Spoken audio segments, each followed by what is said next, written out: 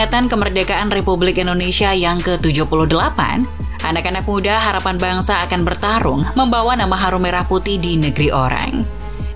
Iya, timnas sepak bola U23 Indonesia akan terbang ke Thailand guna merebut kembali mahkota Piala AFF U23 yang hilang tahun lalu.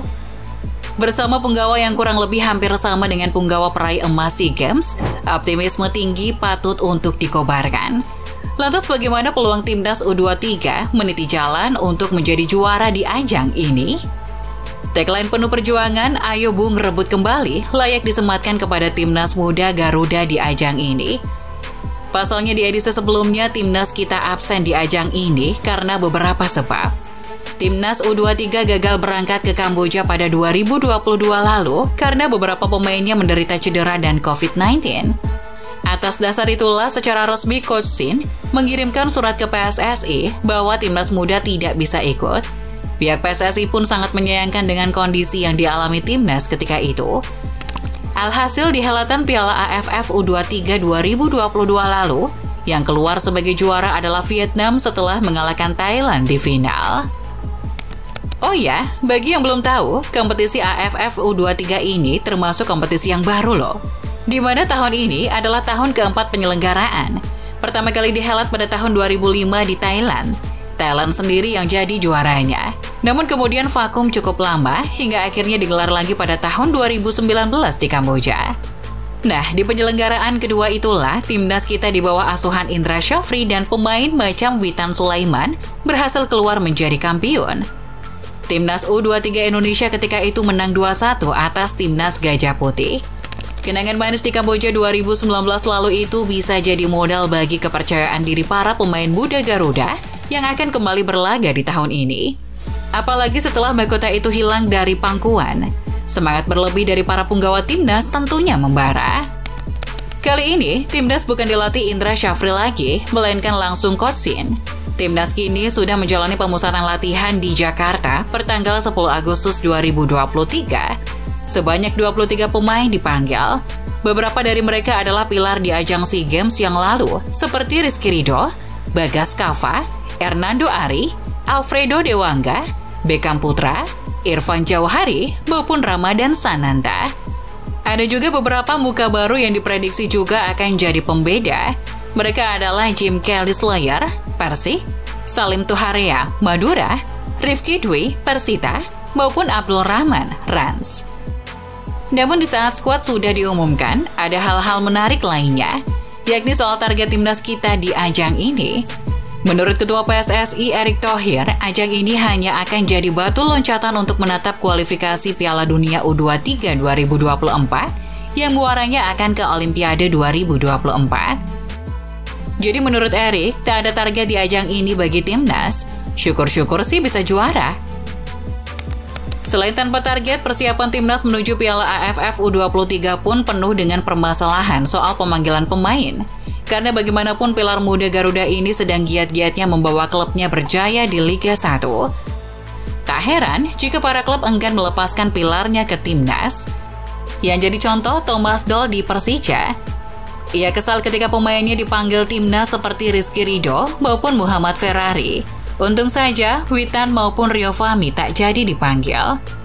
Berbeda dengan Yoyo Sukawi, manajer PSIS yang mengatakan bahwa pemain pentingnya kapanpun siap untuk dipanggil timnas termasuk Dewangga. Namun di sisi lain, ia juga mempertanyakan. Pemain muda sekelas Galih Freitas yang jadi bintang di Timor Leste pun ternyata tak dipanggil timnasnya di ajang ini. Iya, memang turnamen AFF U23 ini sebenarnya tak terlalu penting. Toh juga tak masuk agenda FIFA. Bahkan Sintayong sendiri akhirnya menyadari kenapa klub melepas para pemainnya gabung timnas. Bahkan menurut Coach Shin, turnamen ini sebaiknya tahun depan dihapus saja. Karena menurutnya hanya akan merugikan kompetisi. Terlepas dari segala perdebatan itu semua, toh turnamen tahun ini tetap akan berjalan. Dan mari tengok peluang timnas Garuda kita di kompetisi ini. Timnas akan berada di grup B yang dihuni Malaysia dan Timor Leste. Sebagai juara grup akan lolos otomatis ke semifinal, dan runner-up grup terbaik akan diambil untuk masuk ke semifinal. FYI aja, ajang ini dibagi 3 grup yang akan dimulai pada 17 hingga 26 Agustus 2023 di Rayong dan Chonburi, Thailand. Secara hitung-hitungan sebagai negara kuat ASEAN, seharusnya sih timnas bisa menjadi juara grup dan lolos ke semifinal. Laga melawan Malaysia di Jumat 18 Agustus 2023 akan jadi kunci. Timnas jangan sampai kalah. Kalaupun seri, melawan Timor Leste di Minggu 20 Agustus 2023, dituntut harus menang dan mencetak gol sebanyak mungkin agar bisa unggul atas Malaysia secara agregat gol. Lalu siapa sebenarnya pesaing sengit timnas Garuda? Iya, tentu tak lain adalah Vietnam dan Thailand. Thailand dan Vietnam inilah yang persiapannya justru paling matang. Karena kedua negara tersebut bebas memanggil pilar terbaiknya karena liga tertinggi mereka belum bergulir. Berbeda dengan Indonesia dan Malaysia yang punya masalah soal pemanggilan pemain, Malaysia juga ternyata senasib dengan kita. Mereka juga tak bisa bawa pemain pilar terbaiknya, termasuk para pemain asal Johor, Darul Taksim. Karena memang klub di sana tak berkewajiban melepas pemainnya ke timnas karena kompetisi liga masih bergulir. Thailand di bawah pelatih Isara Sritaro sudah melakukan pemusatan latihan di Patana Sport Training Chonburi sejak Juli lalu. Dengan pemain seperti kapten mereka Song Chae Tong Cham, mereka telah mempersiapkan turnamen ini dengan serius karena berstatus sebagai tuan rumah. Vietnam pun hampir sama. Mereka sudah menjalani pemusatan latihan sejak Juli lalu. Pemain pilarnya di SEA Games juga tak banyak berubah. Yang berubah hanya pelatihnya. Mereka tak ditangani langsung oleh Philippe Troussier, namun hanya pelatih lokal, Huang Antoine. Melihat peta kekuatan para pesaing kita, walaupun ada yang lebih siap, namun kita tak boleh takut dan minder. Bermain di negeri orang bukanlah halangan. Toh, kita harusnya berbadan tegap melangkah ke Thailand, karena kita sekarang adalah rajanya Asia Tenggara. Walaupun banyak masalah dan tak ada target, tapi apakah tim kita yang akan berangkat ke Thailand nanti hanya pasrah? Tentu tidak. Serdadu Garuda, bagaimanapun kalau sudah berjuang, hanya ada satu kata di benaknya, yakni juara.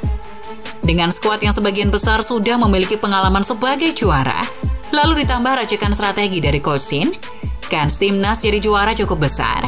Kini, mari seluruh masyarakat Indonesia mohon dukungannya dan doakan mereka. Agar di bulan kemerdekaan Indonesia yang ke-78 ini, para pemuda kita mampu membawa pulang trofi sebagai kado spesial bagi negeri kita tercinta ini. Semoga, amin.